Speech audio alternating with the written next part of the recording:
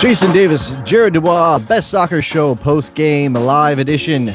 USA 5, Scotland 1. You predicted that, right? Yeah, yes, that's exactly the scoreline I had. This is one of those games, Jared. They score 5 goals. Landon Donovan gets a hat trick. Everybody, Michael Bradley with a no baby, and your wife looks more handsome afterwards. I mean, everything is right with the world. Tastes better, yeah. Yeah, you go down to the... Landon Donovan's forehead looks less big. Actually, I'm looking at it right now. It's pretty big on my TV. What I was going to say is there's always this, like, immediate... I hate to be the... Well, there's a euphoria, and then there's, like, this... We fight ourselves. Like, I didn't see a bunch of people on Twitter. I mean, and that's where I'm communicating with most fans tonight as I watch at home, but I didn't see a lot of fans on Twitter going, "Oh my gosh, we look so amazing. We can beat Brazil on Wednesday, and this is the best." Well, the two things don't have to be connected. I know that. And that's what I'm saying is they beat the team that was there in front of them. Did Scotland show up? It's either the USA played so well, Scotland just looked that bad, or Scotland didn't show up. And I don't think anybody knows the answer to that. It's a subjective measure of a subjective decision to be made. I think the United States played that well and made Scotland look that bad. Scotland's not a great team. I'm not trying to say that they are. But they played that well. But I think definitely the U.S. definitely rose to the occasion. I think they definitely put Scotland in their place and forced them to play a style of game that maybe Scotland didn't want to play. Scotland was bunkered in a good portion of this game. But even given that, what's that? They had to be. They had to be. But that's why it's even more impressive the way that the U.S. moved the ball, because they had to move it with such traffic. And that's what I'm going to take away from this game more than anything is the fluidity of this game. And I think that's one of the words that if Klinsmann could use a word to describe what he would want this team to be, I think fluid is one of them. It's the style of play that he wants to play should be the ball is moving, the ball's doing the work, and all the components around the ball are moving as well. And that's what I saw tonight. There was so much dynamic movement to the way the U.S. played. It was damn impressive. Yeah, we are live. That means phone calls. 201-430-2378 is the phone number. Hit it into your phone right now and call us up and tell us what you think. Man of the match. I mean, how do you pick one unless it's just Donovan and everybody goes with Donovan? 3 goals. I mean, he played amazing. 3 goals and an assist. How about this? Give us your man of the match who's not named Landon Donovan. Give us, your thoughts going forward into the next game of this 5-game tournament. Brazil on Wednesday at FedEx in D.C. or in Maryland. Give us, I don't know. I mean, is there anything else to quibble about? Is there anything, all of the good stuff? We'll just stay here and talk. I don't know. Can you really can you garner anything from the subs that came in the last 20 minutes? The last 20 minutes was just taking care of business. There wasn't the U.S. chose not to play the style of game that they were playing the whole rest of the game. It was just about securing the game, and basically locking it down, which is something you're gonna have to do in qualifying. So it's important that you practice that.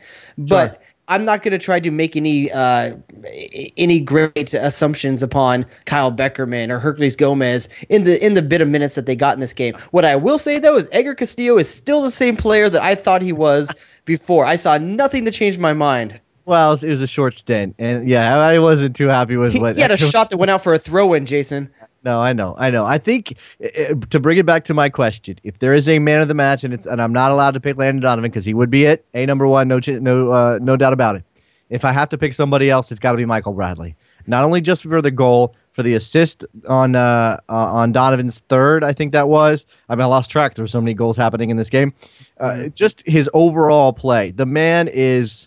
He has gotten. This is the thing about about Michael Bradley that you can't say about a lot of American players. Clinton Dempsey is one that comes to mind, but he has gotten better every single year he's been a professional soccer player. Every single year he has gotten better, and he has not hit his ceiling yet. If the last couple of years are any indication, he has not hit his ceiling yet. That is an amazing thing to think about, considering how good he already is. Now, does he get the recognition he deserves? I don't want to quibble about anti-American stuff or what happened at Aston Villa or whatever. All I know is he is a very, very good soccer player, and he's only getting better, and that makes me, makes me excited to see. And he is the U.S.'s probably best option of those three guys that are playing that holding midfielder or defensive midfielder role. He's the offensive portion of that. I'm convinced of that now. Well, he's the guy that can go for it. And I know Jermaine Jones ends up getting a goal on the night, right. but still, I still think Michael Bradley's the one that moves the ball best. I think he's the one that launches the holding portion of the game into the offensive portion of the game the best. And one that you're saying the best player outside of Landon Donovan, I'm going to go out on a limb and I'm going to give you a different name. Michael Bradley, fantastic on the night. I'm going to give it Jose Francisco Torres. And this is why. Because I think he punched well above the weight that I had associated with him in this game. I think he really brought the U.S.'s game, their style they wanted to play. He really made it tangible. He really moved the ball the way that I think Klinsmann wants. And I think, if anything, all he did was secure everything that Klinsmann thought he was. Area code 757, who's this? We got a bad connection. Let's move along. Let's see who this is. 703, who's this? Yeah, this is Chris. Hey, what's up, Chris? Hey, how you doing? I just want to kind of talk about the lack of these U.S. men's national team players in the MLS, and Donovan showing tonight that you can still play in the MLS and make the national team and do well, with his hat trick. So it would be great to see guys like Bradley and Dempsey back in the MLS. Yeah, well, will it ever happen? Yeah, well, there's a difference there, though. There's a difference there. Donovan plays in the MLS not because he has to; it's because he wants to. Right. He could play just about anywhere in the world he wants to play. Yeah, let's not assume that just because Michael Bradley and Clint Dempsey are this good now where they're playing that they would be the same players in MLS. I love MLS. MLS is a growing league, but it's not going to produce as many of our, and it shouldn't, as many of our national teamers as it used to, Jared. I mean, I'm fine with 20%. The things you love about Dempsey and Bradley are parts of the characteristics within them that make them always want to play at the exact highest level possible. They are always trying to get their games to be challenged. And I don't think that Donovan's game gets challenged here. And I think he's okay with that. And that's fine. That's the kind of personality he is. He can hopefully self-motivate and not need it. Dempsey and Bradley want to rise to the occasion. They want to be tested against the best. It's just a matter of what they value as people and players. Exactly. I mean, obviously Donovan values his comfort in Cali and everything else, or did. Maybe that's changing. And that was the other thing tonight that marked the night. Donovan with the hat trick, his third, by the way, when he's got he's the only national team, U.S. men's national team player with more than one. He's got three. So a hat trick of hat tricks. The thing that marked the night was all of that discussion and the jokes flying about, well, I wonder how many he'd score if he cared. I wonder how many he'd score if he still had the fire. Well, I mean, it's obviously a situation because Donovan, just like all of us, is complicated, emotional being. You know what I mean? I hate to bring this down to like some self-help Freudian level. Yeah, it's just he is a complicated guy. We're all complicated people, and in the right situation we perform well, in the wrong situations we don't. And maybe he's reached a point where being in LA, playing for Bruce Arena after winning that title and everything that's gone along with the Beckham era and everything else, it's just not. What's so cancerous about LA though? Then no. Why can't he be freed up there? I'm saying that it's LA's fault or it's Arena's fault. It's even Beckham's fault. It's just that, like you said this on the show. It's like Donovan needs a little strength. It's not doing it for him anymore. It's gotten old. It's still, he's getting paid a lot of money to play in a beautiful city, and he can't. I don't know. It's hard to get. My man's got the soccer equivalent of whiskey dick. Oh man, Jay Rodius. We are. We're dealing with. That's a little loud. We're dealing with the phone situation. Is if I don't get to you, there's somebody on the line. Call back. I promise we'll eventually get to you. Just keep calling and calling and calling. Just keep trying. We're not ignoring anybody.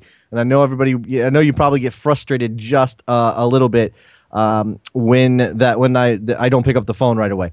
Go ahead and keep trying. 201-430-2378. All right, Jared. So do we want to... I want to give credit real quick to Hercules Gomez, okay? Didn't get much time in this game.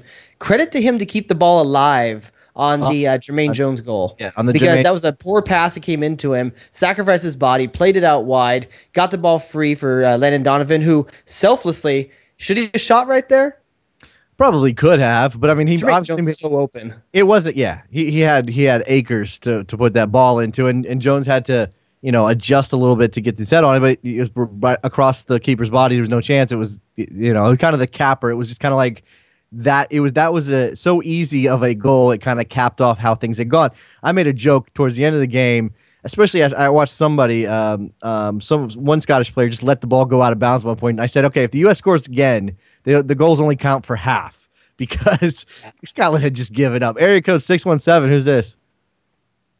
This is Pat from Boston. Hey, what's up, Pat? Thoughts? Hey, so here's my question.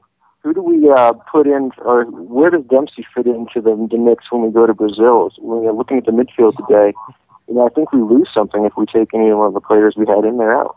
That's a very, very good question. It's what I was asking myself for 90 minutes. Once I saw the way Torres was playing and how comfortably he fit in this midfield, it became more and more like Dempsey brings something different than what Torres brings, and I thought what Torres brought was essential to the way they played tonight. And I'm not saying that Torres is in any way the better player than Dempsey. I'm not saying that, but what he brings was right. It was like a nice warm blanket. It was just right for what they wanted to play on the night. As we talk about whether or not players, we talked about with Alexi Lalas, whether or not players deserve a shot. It's the same kind of thing as you think that you assume you want to get all of your best playing players into the game. And obviously Clint Dempsey is one of the best American players, if not the best American player right now. So there is no way you're not getting him into the lineup if he's available.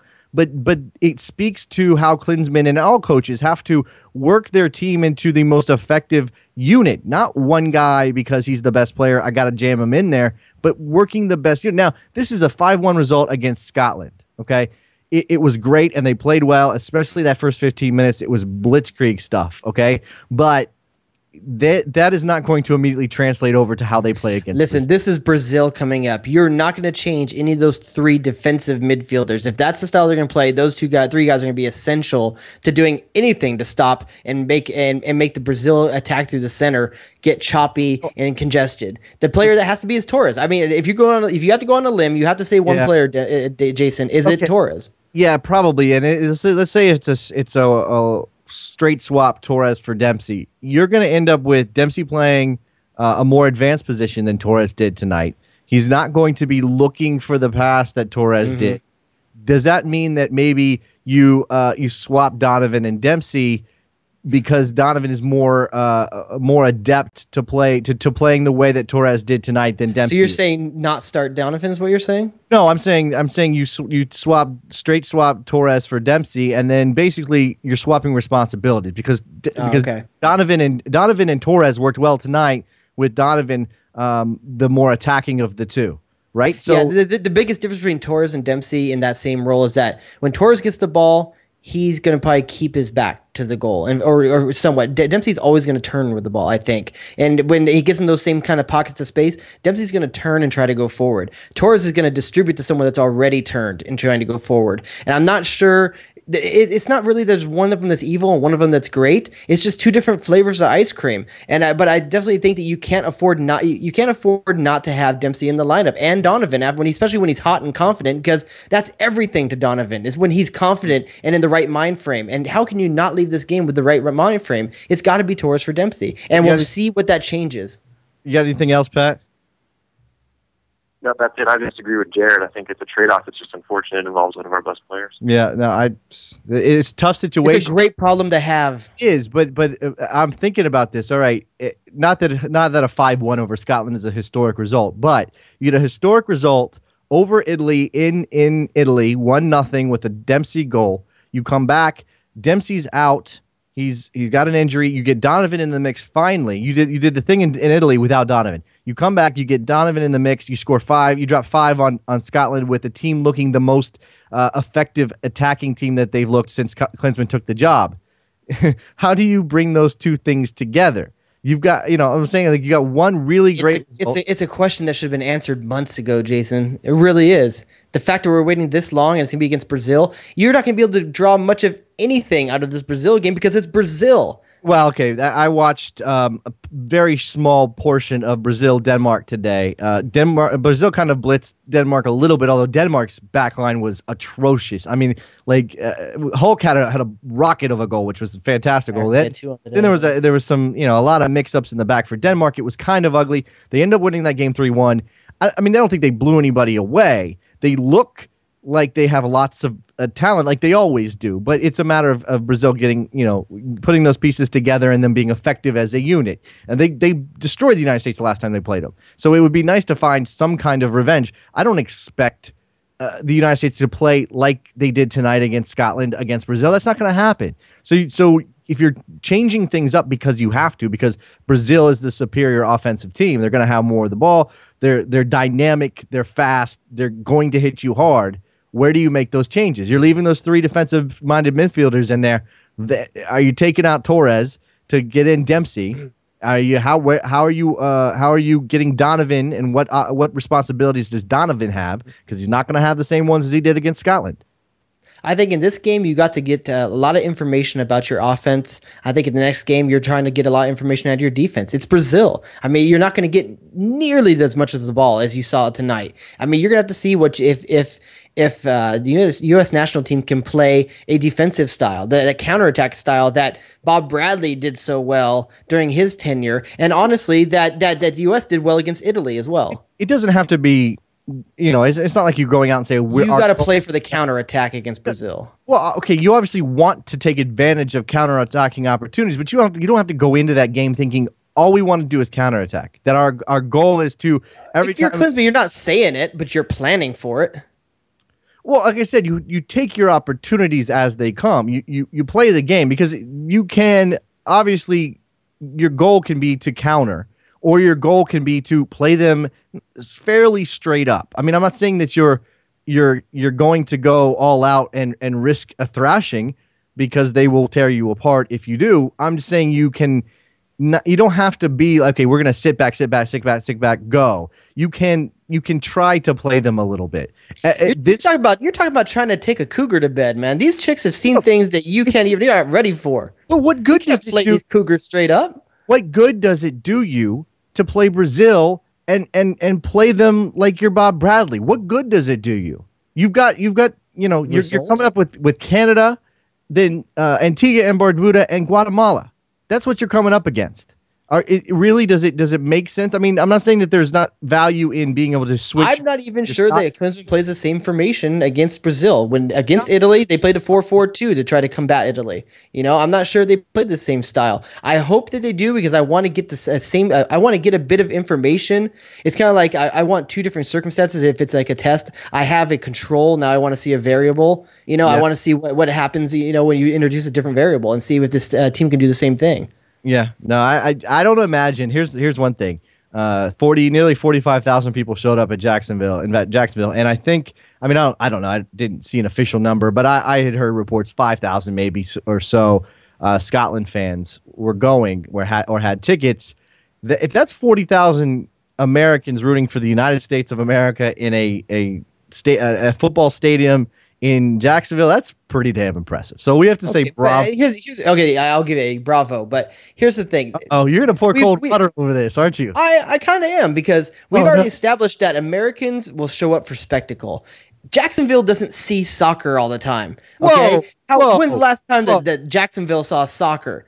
Whoa. So they showed up for the game, but they wouldn't show up for an MLS team week in, week out, I don't think. But no one is saying Jacksonville to MLS. Nobody is saying that, okay? The NFL probably doesn't just belong in Jacksonville. They got lucky they found an owner that wants to keep them there, but that is not – I'm not saying that. I'm just saying it's impressive that many people showed up.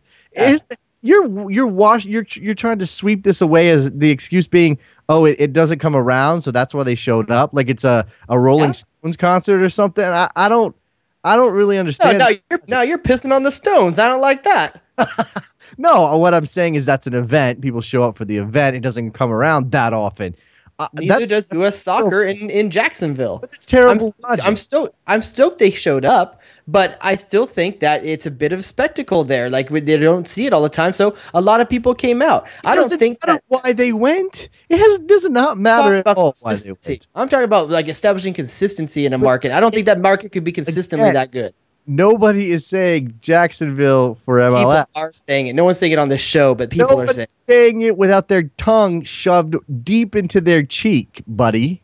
I'm not sure there's one person on any social media right now saying Jacksonville for MLS and means it seriously. I'm sorry. I associate all Florida. I throw all Florida soccer together. I apologize. I shouldn't do that probably. But Jacksonville is a long way from Miami, my friend. Listen, it's still Florida, okay? Both culturally and distance, and I don't think you should lump those two together. And I don't want you to always talking about Florida and soccer, and I'm just sick of it.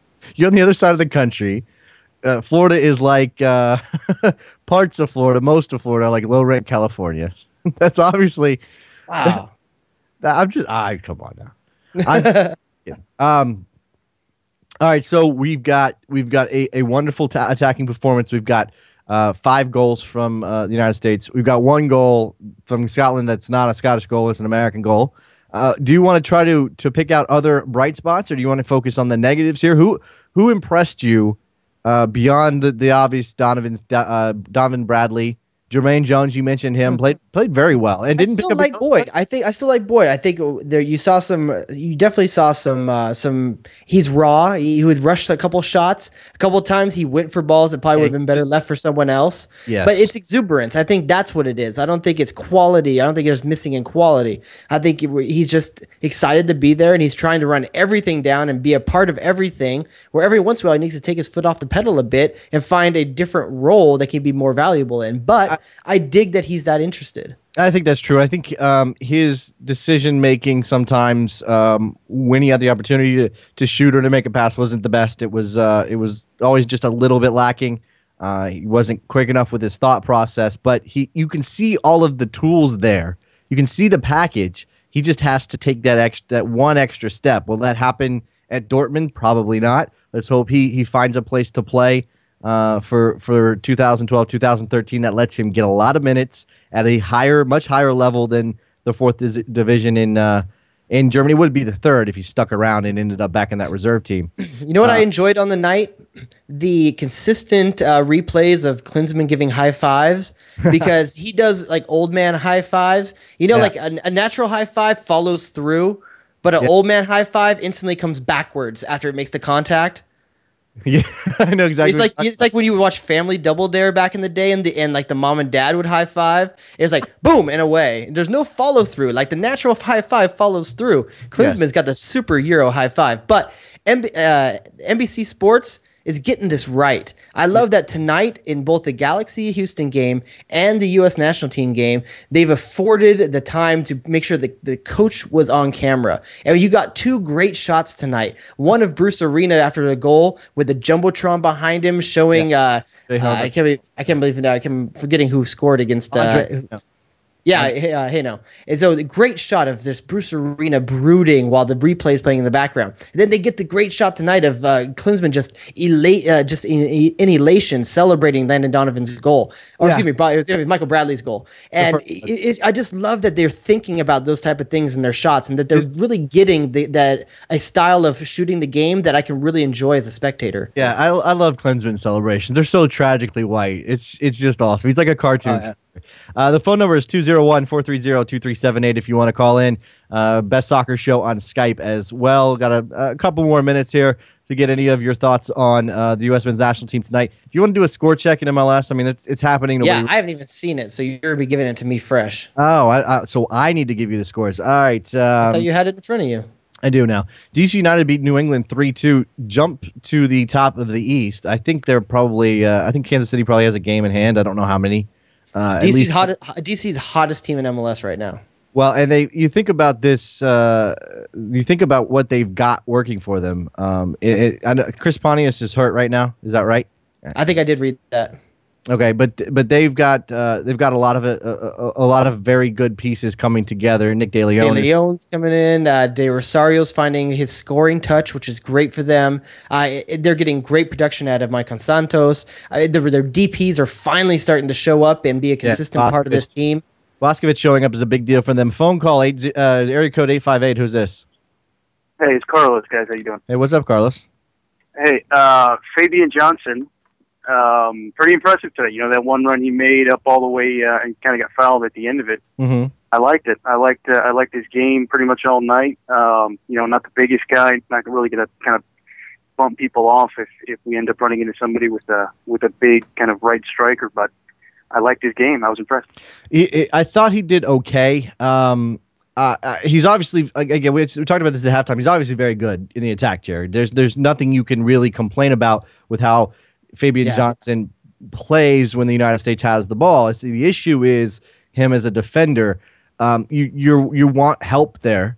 I don't know that they gave him a lot of help, and without natural wing players in the midfield, he got left on an island. They didn't get pressure. That's how Scotland got their goal. But at the same time, Fabian Johnson, as we said, like in the pregame, is the perfect person for the style of system that they put in place tonight. He was able to fill that wing presence, and that's something you knew you were going to lack when you started playing this formation, and he filled it really naturally. But you're right, there is the risk of overexposure without another wing player in the midfield who's going to cover him when he goes forward. Well, you end up pulling your center back out of position, and it can cause a lot of problems. Again, Scotland got their goal because they were able to get a free cross from the right side where Fabian Johnson, should be pressuring the ball, and Jeff Cameron gets caught out of position a little bit. Unlucky bounce off his chest. Area code 757. Who's this? Hey, how you doing? It's Will. Hey, what's up, Will? Hey, I called earlier and had some phone issues, but when you were saying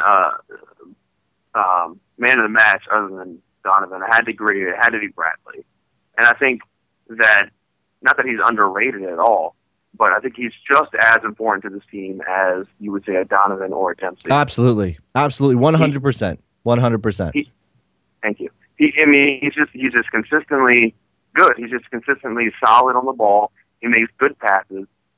His defense is absolutely solid, and I just think that if we're talking about guys that have to be in the team, it's Donovan, Dempsey. And Bradley has to be there. He has to be there. He orchestrates so much for our team. Do you think? I think the most striking thing about Michael Bradley's game, because you remember a couple years ago, Heron Feeney scores 17, 18 goals, whatever that was, and it wasn't that he was a goal scorer. It was the way that Heron Feeney played. He made a lot of late runs into the box. Got on the end of a lot of a lot of rebound goals, that kind of thing. But he was always in the right place where they asked him to be, and it's continued. I mean, Mönchengladbach wasn't a fantastic experience for Michael Bradley. It ended kind of sourly, but he was effective with what they asked him to do. I think it's the passing that kind of wows me the most. He's always been very good as a defensive midfielder, and he's always been a smart player, and he's always made those runs into the box and picked up goals. I mean, the goal in the World Cup is a perfect example of what Michael Bradley usually does when he scores. But he is a much better passer now than I think he's ever been, and that's the difference, and that's the extra element of his game that makes him not only crucial to the United States, but the first guy you write down, probably before Donovan and Dempsey, because as we've seen, this team can play well without either one of those guys in the lineup. Right, I totally agree, and I think it's if you're going to compare him, and not saying that he's on necessarily the same level, but it's a Paul Scholes kind of thing. He's orchestrating everything. Every pass is going through him, and he's making everything happen. And he's very confident in what he does, and that is huge. I think in our team is confidence. That goes back to that Italy game. Remember the Italy game? I think it was our boys 723 Football Films to put that extended clip together of all the passes that Bradley did in that game. It was ridiculous how many passes that he had. Just beautiful one touch, two touch passing, consistent through the entire game. Yeah, thanks for the phone call, Will. I think if Rob put together the same thing, if he wants to, I would love for him to do it. If he puts together the same thing for Michael Bradley tonight, every one of his touches. Not only do you have the Golazo, the absolutely brilliant goal, but you've got the pass to Donovan, and then all of the little things. Because when Michael Bradley pops up and does something like that pass to Donovan or the goal, it's obvious. I mean, you take notice of him. But there was a lot of times, unless you're really looking for him, and I think a lot of people just kind of gloss over midfield play. We're always looking for what's going on in the attacking end, and we're paying attention to what it takes a more refined eye to evaluate. And I think that's why some people like scoot over. It's easy to say that guy scored, he had a good game. That guy had an assist, he had a good game. That keeper had a clean sheet, he had a good game. When it talks about evaluating a player like Michael Bradley, you have to be paying attention for 90 minutes, not just to when he's on the ball, but when he's off the ball, and see what he's doing and what he's winning. It's a much tougher thing to evaluate, but he is just obvious in doing it. And that's what's really impressive. He takes a very underrated position and makes it immensely obvious what he's doing in a good way. All right, we're getting ready to wrap up the post-game show here. I think we've got one more question coming in from the chat room, which is Maurice Adu a liability, especially against better quality teams? He coughs it up a lot. I think so. I think the answer to that question is yes, and I just can't get my head around why Maurice Adu would be first choice. He's third choice. We're just playing three defensive midfielders. Obviously, and I'm not sure that there's an obvious choice to take his place, and maybe that's what it is. Is that the one? That's the thing. We think about that defensive midfielder spot. We go, oh, look at all that depth we have. But then when it comes to, oh, we're going to play three of them, all of a sudden that depth is all on the field. Is Kyle Beckerman an upgrade over Maurice Adu? Probably not, only because of the ground to be covered. And I don't think Kyle Beckerman can cover that ground. Can he do the other things that Maurice Adu does? Probably. Here's a question for you.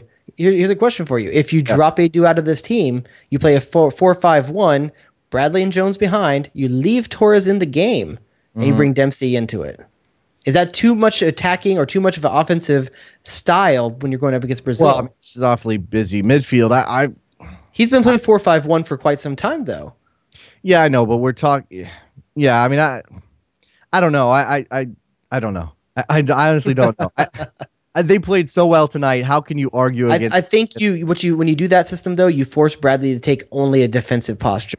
You don't get to use him going forward because he has to stay anchored so far back, and that might be the reason why you don't do it.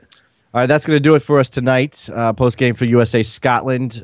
We are going to be back on Wednesday. We have not even discussed this. It just occurs to me.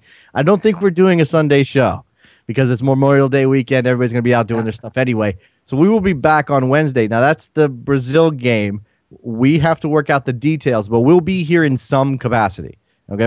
And if you like this setup, if you want us to do it again, you want us to do it for Brazil, hit us up on Facebook or Twitter. Tell us that you like the show. Tell us that you want to do more of it. If you like this style, we're going to have a captive audience here for about 2 weeks because MLS is shutting down.